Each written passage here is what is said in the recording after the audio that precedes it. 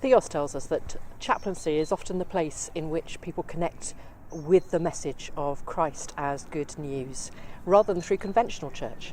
So I've been looking across our diocese at some of the ways in which chaplaincy is expanding. Here is one particular story.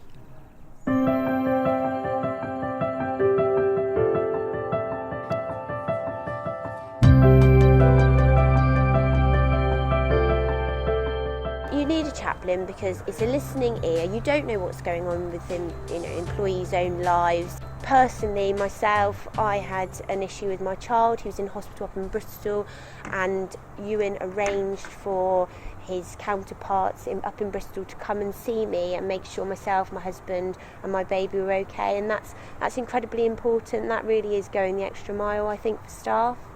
Chaplaincy is a marvellous opportunity to show the love of God and to care for people in the workplace, or perhaps with your neighbours with different forms of chaplaincy, people of any faith or no faith.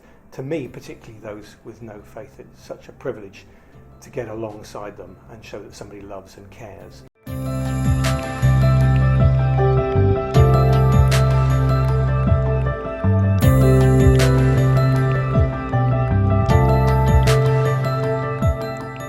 What chaplaincy means for here and my team and this store is really to have someone who engages and has a conversation and checks in every week to see how you're doing. Chaplaincy to me is being in the Lord's marketplace, meeting people where they're at on their journey and going on it with them.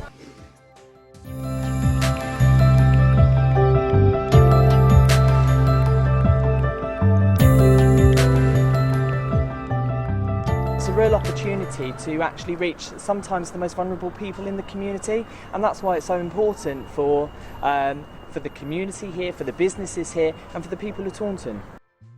Chaplaincy means to me an opportunity to come alongside people, often over a cup of coffee in the town centre, to hear something of their story and to share the love of Jesus with them and to pray with them for any problems they might have. It's just such a privilege to be able to do that.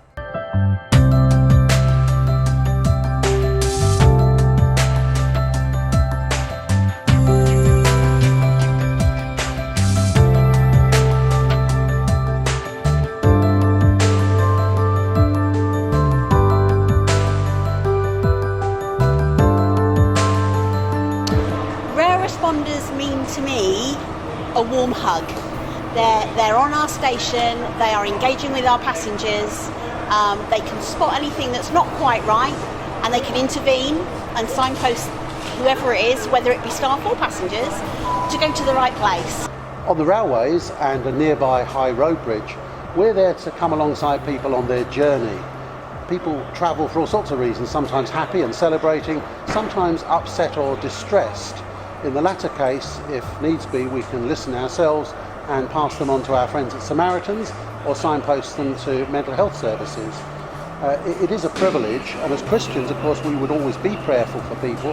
If they'd like to engage with us at a deeper level, we'll talk to them about how they can have a personal relationship with God through Jesus, who offers peace and hope in all of life's situations.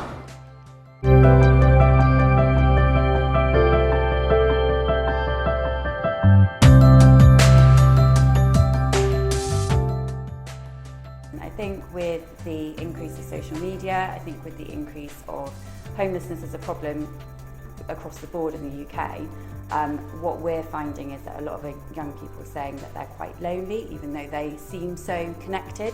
And chaplaincy is another ear for them to talk to where there's no judgment, and it's somebody that's not connected to their life path, which I think is so important. Getting alongside people wherever they are, because I believe everybody is a spiritual inner being, and my faith enables me to get alongside them in that area. That is chaplaincy to me.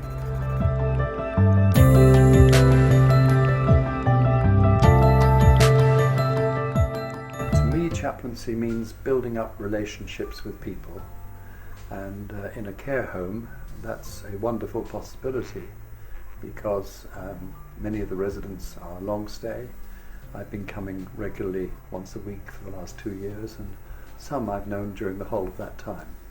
He's a shoulder to cry on, basically, for anybody really.